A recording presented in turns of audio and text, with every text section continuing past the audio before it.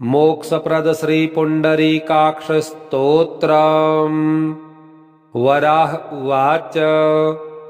नमस्ते पुंडरीकाक्ष नमस्ते मधुसूदन नमस्ते सर्वलोकेश नमस्ते तिग्मचक्रिणे विश्वमूर्तिं महाबाहुं वरदं सर्वतेजसं नमामि पुंडरीकाक्षं विद्याविद्यात्मकं विभुम् आदिदेवं महादेवं वेदवेदांगपारगं गंभीरं सर्वदेवानां नमस्ये वारिजेक्षणं सहस्रशीर्षं देवं सहस्राक्षं महाभुजं जगत्संव्याप्य तिष्ठन्तं नमस्ये परमेश्वरं शरण्यं शरणं देवं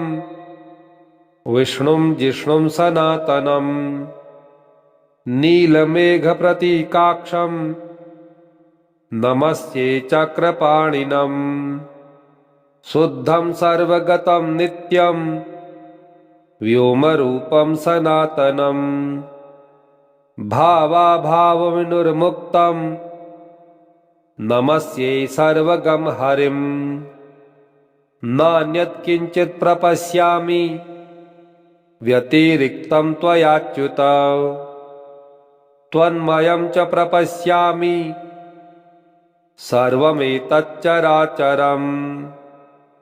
वराह उवाच।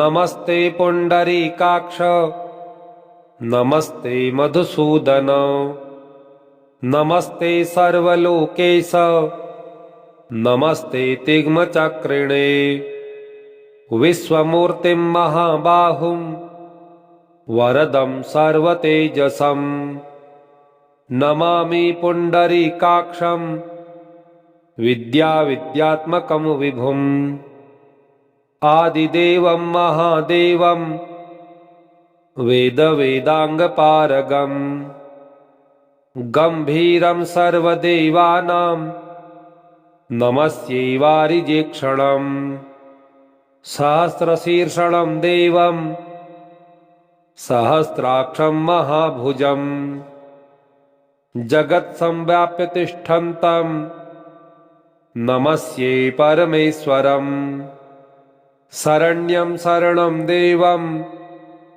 विष्णुं जिष्णुं सनातनं नीलमेघप्रतीकाक्षं नमस्ये चक्रपाणिनं शुद्धं सर्वगतं नित्यं व्योमरूपं सनातनं भावाभावविनुर्मुक्तं नमस्ये सर्वगं हरिं नान्यत् किंचित् प्रपश्यामि व्यतिरिक्तं त्वयाच्युत त्वन्मयं च प्रपश्यामि सर्वमेतच्चराचरम्।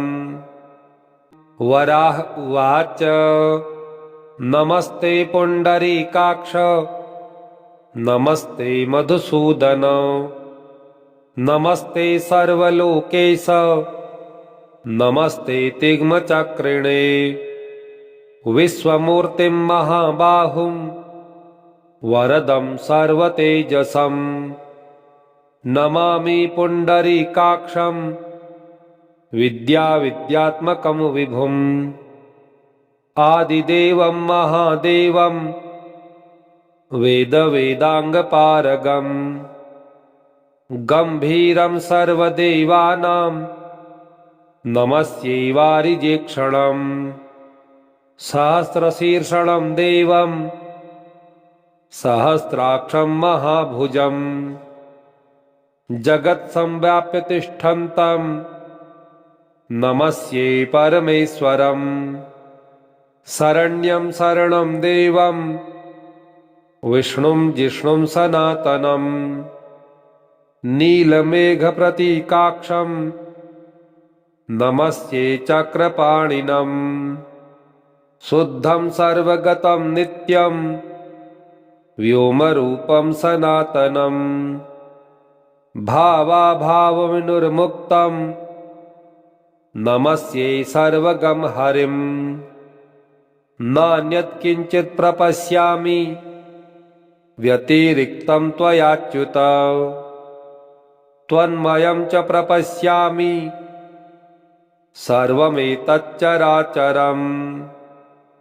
वराह उवाच नमस्ते पुण्डरीकाक्ष नमस्ते मधुसूदन नमस्ते सर्वलोकेश नमस्ते तिग्मचक्रिणे विश्वमूर्तिं महाबाहुं वरदं सर्वतेजसं नमामि पुण्डरीकाक्षं विद्याविद्यात्मकं विभुम् आदिदेवं महादेवं वेदवेदाङ्गपारगं गम्भीरं सर्वदेवानां नमस्ये वारिजेक्षणम् सहस्रशीर्षं देवं सहस्राक्षं महाभुजं जगत्संव्याप्य तिष्ठन्तं नमस्ये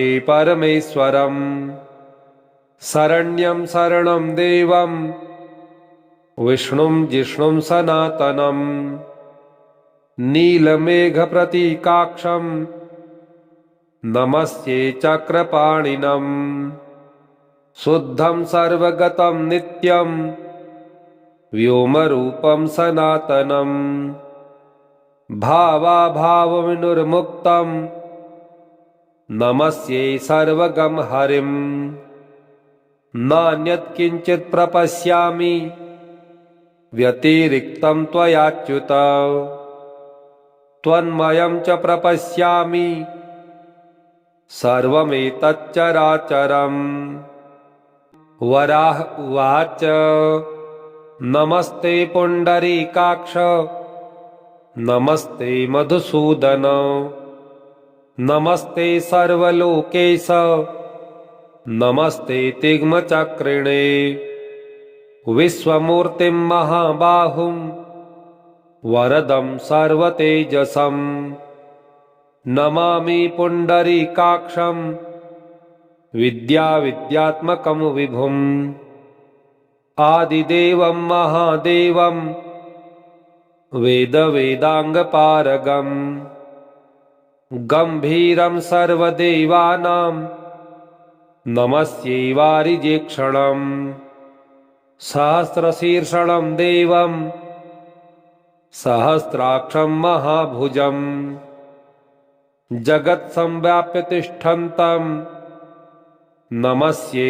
परमेश्वरं शरण्यं शरणं देवं विष्णुं जिष्णुं सनातनं नीलमेघप्रतीकाक्षं नमस्ये चक्रपाणिनं शुद्धं सर्वगतं नित्यं व्योमरूपं सनातनं भावाभावविनुर्मुक्तं नमस्ये सर्वगं हरिं नान्यत्किञ्चित् प्रपश्यामि व्यतिरिक्तं त्वयाच्युत त्वन्मयं च प्रपश्यामि सर्वमेतच्चराचरम्। वराह उवाच नमस्ते पुण्डरीकाक्ष नमस्ते मधुसूदन नमस्ते सर्वलोकेश नमस्ते तिग्मचक्रिणे विश्वमूर्तिं महाबाहुं वरदं सर्वतेजसं नमामि पुण्डरीकाक्षं विद्याविद्यात्मकं विभुम् आदिदेवं महादेवं वेदवेदाङ्गपारगं गम्भीरं सर्वदेवानां नमस्ये वारिजेक्षणम् सहस्रशीर्षं देवं सहस्राक्षं महाभुजं जगत्संव्याप्य तिष्ठन्तं नमस्ये परमेश्वरम्। शरण्यं शरणं देवं विष्णुं जिष्णुं सनातनं। नीलमेघप्रतीकाक्षं नमस्ये चक्रपाणिनं। शुद्धं सर्वगतं नित्यं व्योमरूपं सनातनं। भावाभावविनुर्मुक्तं नमस्ये सर्वगं हरिं। नान्यत् किञ्चित् प्रपश्यामि व्यतिरिक्तं त्वयाच्युत। त्वन्मयं च प्रपश्यामि सर्वमेतच्चराचरम्। वराह उवाच नमस्ते पुण्डरीकाक्ष नमस्ते मधुसूदन। नमस्ते सर्वलोकेश नमस्ते तिग्मचक्रिणे। विश्वमूर्तिं महाबाहुं वरदं सर्वतेजसं। नमामि पुण्डरीकाक्षं विद्याविद्यात्मकं विभुम्। आदिदेवं महादेवं वेदवेदाङ्गपारगम्। गम्भीरं सर्वदेवानां नमस्ये वारिजेक्षणम्। सहस्रशीर्षं देवं सहस्राक्षं महाभुजम्। जगत्संव्याप्य तिष्ठन्तं नमस्ये परमेश्वरम्। शरण्यं शरणं देवं विष्णुं जिष्णुं सनातनं। नीलमेघप्रतीकाक्षं नमस्ये चक्रपाणिनम्। शुद्धं सर्वगतं नित्यं व्योमरूपं सनातनं। भावाभावविनुर्मुक्तं नमस्ये सर्वगं हरिं। नान्यत् किञ्चित् प्रपश्यामि व्यतिरिक्तं त्वयाच्युत। त्वन्मयं च प्रपश्यामि सर्वमेतच्चराचरम्। वराह उवाच नमस्ते पुण्डरीकाक्ष नमस्ते मधुसूदन। नमस्ते सर्वलोकेश नमस्ते तिग्मचक्रिणे। विश्वमूर्तिं महाबाहुं वरदं सर्वतेजसं। नमामि पुण्डरीकाक्षं विद्याविद्यात्मकं विभुम्। आदिदेवं महादेवं वेदवेदाङ्गपारगम्। गम्भीरं सर्वदेवानां नमस्ये वारिजेक्षणम्। सहस्रशीर्षं देवं सहस्राक्षं महाभुजम्।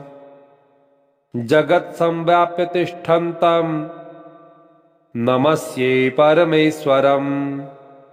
शरण्यं शरणं देवं विष्णुं जिष्णुं सनातनं। नीलमेघप्रतीकाक्षं नमस्ये चक्रपाणिनं। शुद्धं सर्वगतं नित्यं व्योमरूपं सनातनं। भावाभावविनुर्मुक्तं नमस्ये सर्वगं हरिं। नान्यत् किञ्चित् प्रपश्यामि व्यतिरिक्तं त्वयाच्युत। त्वन्मयं च प्रपश्यामि सर्वमेतच्चराचरम्। वराह उवाच नमस्ते पुण्डरीकाक्ष नमस्ते मधुसूदन। नमस्ते सर्वलोकेश नमस्ते तिग्मचक्रिणे। विश्वमूर्तिं महाबाहुं वरदं सर्वतेजसं।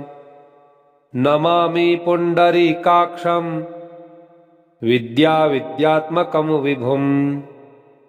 आदिदेवं महादेवं वेदाङ्गपारगम् गम्भीरं सर्वदेवानां नमस्ये वारिजेक्षणम् सहस्रशीर्षणं देवं सहस्राक्षं महाभुजम् जगत्संव्याप्य तिष्ठन्तं नमस्ये परमेश्वरम् शरण्यं शरणं देवं विष्णुं जिष्णुं सनातनम् नीलमेघप्रतीकाक्षं नमस्ये चक्रपाणिनम् शुद्धं सर्वगतं नित्यं व्योमरूपं सनातनम् भावाभावविनुर्मुक्तं नमस्ये सर्वगं हरिं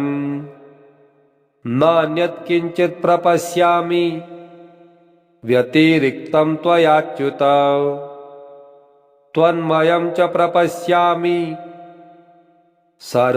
सर्वमेतच्चराचरम् वराह उवाच नमस्ते पुण्डरीकाक्ष नमस्ते मधुसूदन नमस्ते सर्वलोकेश नमस्ते तिग्मचक्रिणे विश्वमूर्तिं महाबाहुं वरदं सर्वतेजसं नमामि पुण्डरीकाक्षं विद्याविद्यात्मकं विभुम् आदिदेवं महादेवं वेदवेदाङ्गपारगम् गम्भीरं सर्वदेवानां नमस्ये वारिजेक्षणम् सहस्रशीर्षणं देवं सहस्राक्षं महाभुजम् जगत्संव्याप्य तिष्ठन्तं नमस्ये परमेश्वरम् शरण्यं शरणं देवं विष्णुं जिष्णुं सनातनम् नीलमेघप्रतीकाक्षं नमस्ये चक्रपाणिनम् शुद्धं सर्वगतं नित्यं व्योमरूपं सनातनम् भावाभावविनुर्मुक्तं नमस्ये सर्वगं हरिं नान्यत् किञ्चित् प्रपश्यामि व्यतिरिक्तं त्वयाच्युत त्वन्मयं च प्रपश्यामि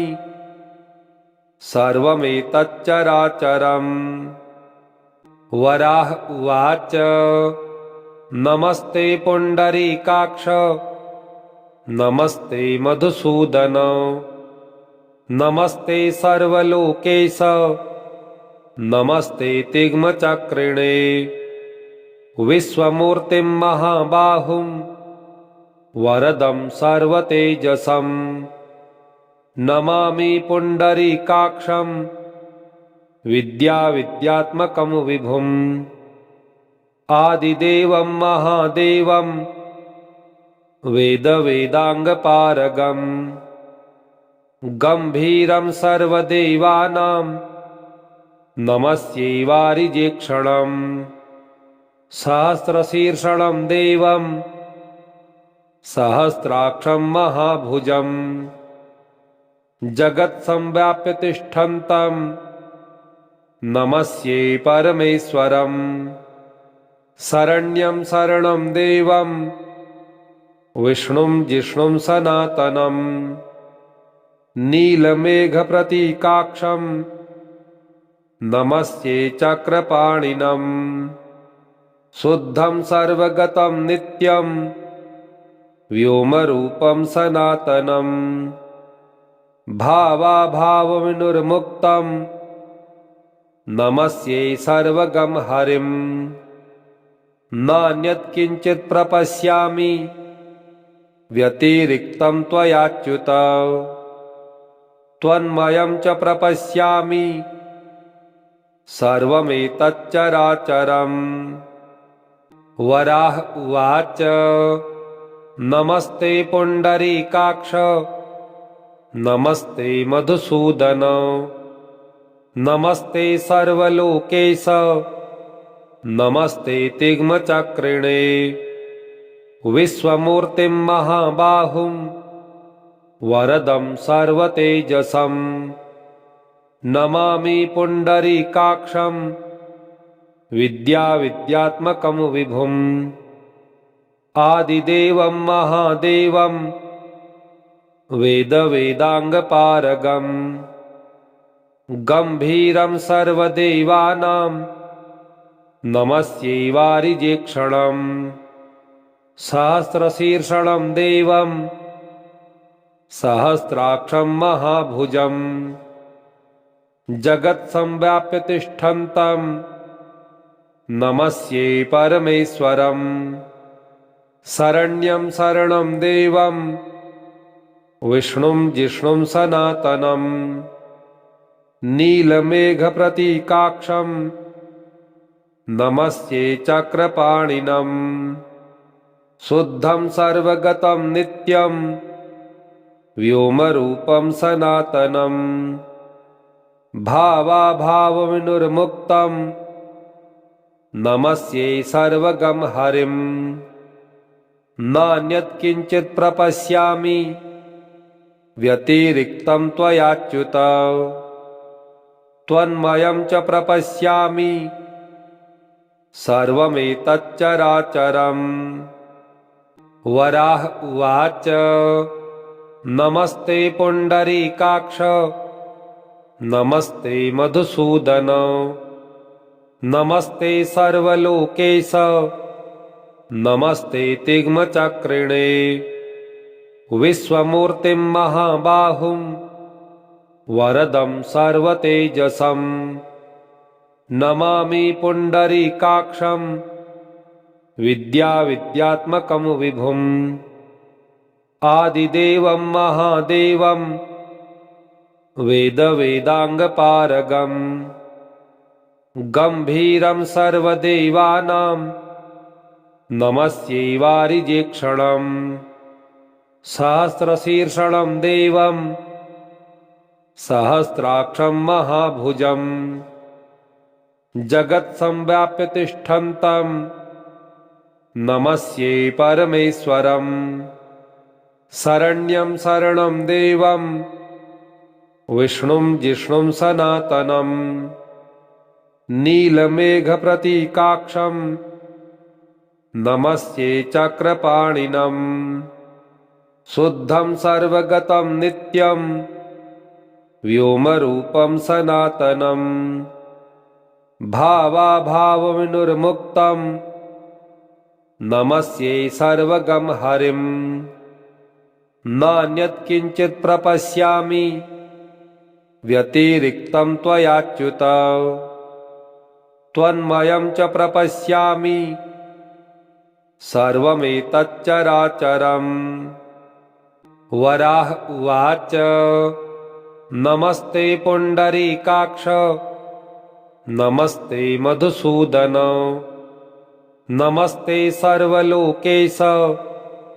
नमस्ते तिग्मचक्रिणे विश्वमूर्तिं महाबाहुं वरदं सर्वतेजसं नमामि पुण्डरीकाक्षं विद्याविद्यात्मकं विभुम् आदिदेवं महादेवं वेदवेदाङ्गपारगम् गम्भीरं सर्वदेवानां नमस्ये वारिजेक्षणम् सहस्रशीर्षणं देवं सहस्राक्षं महाभुजं जगत्संव्याप्य तिष्ठन्तं नमस्ये परमेश्वरम् शरण्यं शरणं देवं विष्णुं जिष्णुं सनातनं नीलमेघप्रतीकाक्षं